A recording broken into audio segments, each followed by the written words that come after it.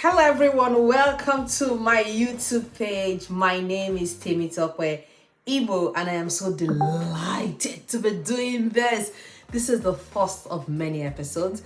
Join me on this journey as we have true conversations, true stories, and true life events. Today, I'm going to be talking to you about what we learned when money became a problem using our own personal story.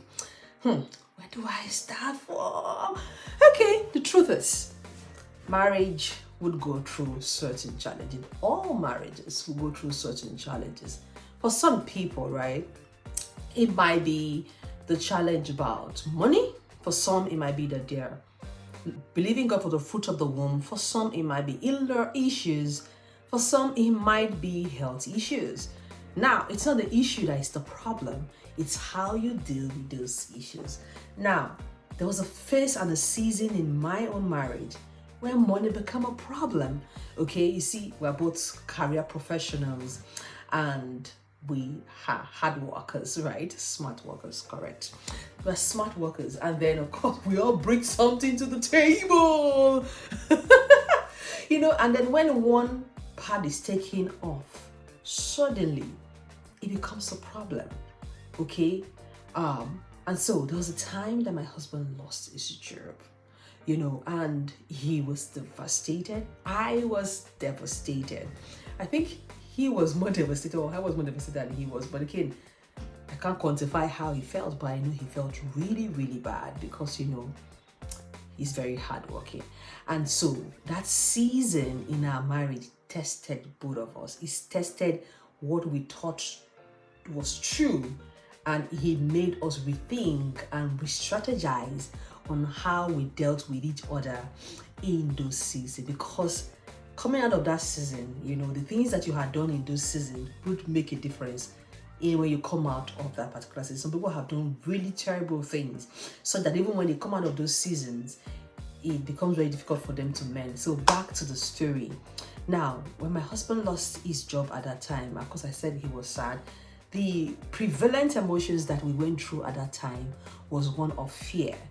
On my own part, fear because I'm thinking, okay, the source is coming from one place. And anxiety because I felt, okay, I'm grateful that we have one source, money coming into the family for one source, but I became very apprehensive about my own job, holding on too tight. I wanted to do everything extra, was so afraid of reading meaning into actions because I felt if something happens to the job, what's going to happen to the family, so there's worry, there's fear, there's anxiety. But my husband, he is optimist to the core, and it kept pointing us back to the point of gratitude. It kept pointing us back to the point of gratitude, that we have every reason to be grateful, and we should not start to worrying about the things that have not even happened yet. And so fear, worry deprives you of the joy that you have. Now, what are the things that helped us? That's what I want to focus on. I'll talk more about the story as I tell you the things that helped us hold strong during those 4-5 years of money problems, right? And one of the key things that helped us was financial transparency. Before the whole thing broke down, we were open about our finances to each other. So everybody knows what's coming in, how we're spending the money, and so it was easier to pull together or to focus on one source of income because we had that open transparency before. There was no hidden agenda, so to speak. Not that there was one investment somewhere that he wasn't aware of or I wasn't aware of. So we're able to pull together all the resources. Okay, what do we have now? What can we do next? What are the things that we can do? So he said he was going to start looking for another job. Of course, immediately started looking for another job and doing some businesses. The job was not forthcoming, and then the savings was going down and down and down, and then more apprehension around, okay, what if something happens? But again, pointing your mind back to a point of gratitude, that there is always a reason to be thankful. So that's one, is that we had financial transparency from the very beginning. Then number two was that we're looking at the bright side of things.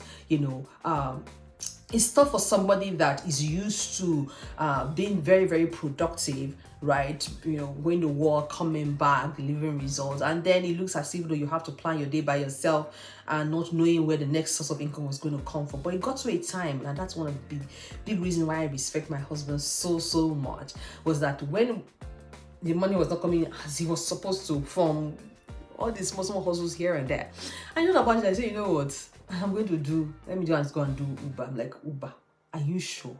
Are you sure you want to do Uber? And he said, oh, yeah. So, okay, what do? We had to say, okay, how much do we have? How much can we borrow? And all of those things. And that's how we started it. He didn't like it one bit. All those period that he was doing the Uber thing, he didn't like it one bit. Not because Uber is bad, or because he didn't have a good experience. I remember one time that he came home and he said that I had to chase a passenger out of the car. I'm like, you did what? And he's like, you know what? The person was really rude, and he thought, you know what? I've had it up to here. Can you come out of the car? Just come out. And my husband is a very gentle person, so he said, just come out of the car. And then the person, I'm like, I was worried. I knew that, okay, maybe he took the right step, but to me it was more about, hey, your rating, your this, how we can worry at times, because it wasn't a good experience for him doing that, but he kept doing it while also still looking for other opportunities and other things that he wanted to do. He wasn't sitting there in one place, and so looking at the bright side of things helped us to put things in perspective, and also cutting down on cost. Before the whole thing happened, every quarter we would go to the hotel to unpack, do honeymoon, leave the kids at home and all of that. That wasn't happening anymore, but it didn't mean that we couldn't do those things. What we then did was, okay, maybe the kids stay with my sister or his sister, and then we had a home to ourselves, and then we just decorated the living room, cook for ourselves and enjoy ourselves by ourselves. So that means that we did not allow the situation to dampen or tamper our emotional life. Yes, we tried, but we were very, very deliberate in ensuring that we kept the connection going. Okay, and one of the key things that we also did was to communicate more.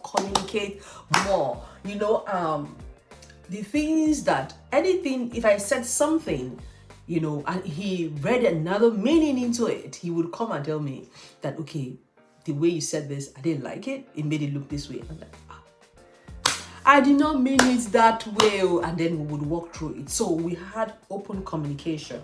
Okay. And I need to say this, for some people, for some men that when they struggle before they get themselves, they become kind of sensitive, right, to certain words that you see. And so maybe perhaps before you used to say, oh, see your big head, this thing, see cheap thing that you bought before, maybe it would have been okay, and you guys just thought about it, say, I beg, I'm saving money. But now, if you would say that same thing, see this cheap thing that you bought, it can lead to an argument. Do you understand? So you must understand, not that you're walking on eggshells, but it's just about reading the room and being emotionally intelligent to know that money issues and taking jabs on money issues is going to be a sore spot for that person at that point, and even for you as well too.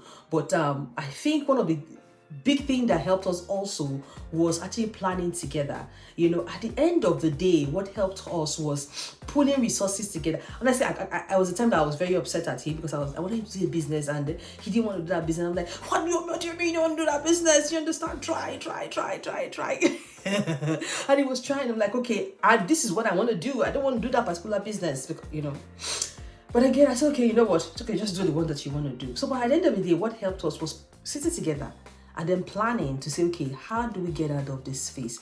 And I won't say it's me alone, because I had guidance in some family members and friends that pointed us to some things that we could do to help us to get out of that particular situation.